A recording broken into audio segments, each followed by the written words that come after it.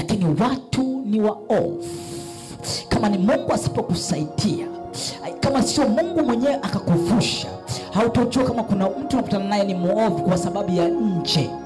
Daudi anasema Bwana asipolinda mji, Bwana asipoangalia maisha kwako na ukaangalia kwa namna ya mwili, huko hatarini. Bwana ukiwa hauna nguvu, ukiwa hauna msaada utokao juu, maisha yako yako hatarini kabisa. Kwa sababu wanadamu ambao unawaona ni dakika sifuri anageuka na anakuwa mtu mwingine, anakuwa ni zaidi ya mnyama. Anaweza kataka kuhakikisha maisha kwako yote yanaharibika, anaweza kataka kuhakikisha kila kitu chako chote kinabadilika, kinaharibiwa. Inahitajika neema ya Mungu.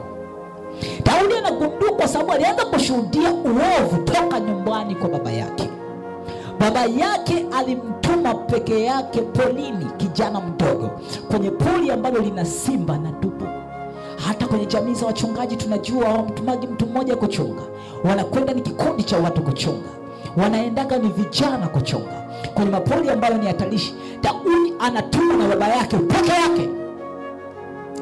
Lengo ni nini? Ni akose msaada. Akikutana na simba, akikutana na dubu, wamlalue na maisha yake yameishia hapo. Lakini Biblia inasema na Bwana akamsaidia. Daudi akiwa anamshuhudia Sauli, anamwambia Bwana aliniokoa na midomo ya simba na dubu kule polini. Walipokamata kondoo baba yangu, nilipigana nao na nikawashinda. Kwa Daudi ni zaidi ya Samsoni. Aliua simba sio mmoja, aliua dubu sio moja. Ni kwa sababu gani? Alikuwa na msaada utokao juu, msaada wa kiungu, msaada na ulinzi wa Mungu. Akashinda vita zake zote. Daudi ndiye anailia mara zote.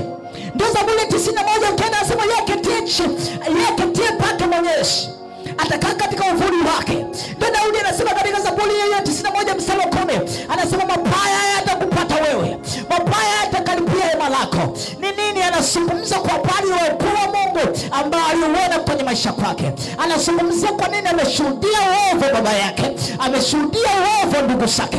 Lakini sio hapo tu, aliojiliwa kwenye nyumba ya mfalme Sauli, na Sauli alitaka kumuua mara zote, akashuhudia uovu wa mfalme. Mtu ambaye alikuwa chini ukitegemea ni mtu mzuri, naye akataka kumuua. Biblia yangu inasema Mungu akawa pamoja na Daudi.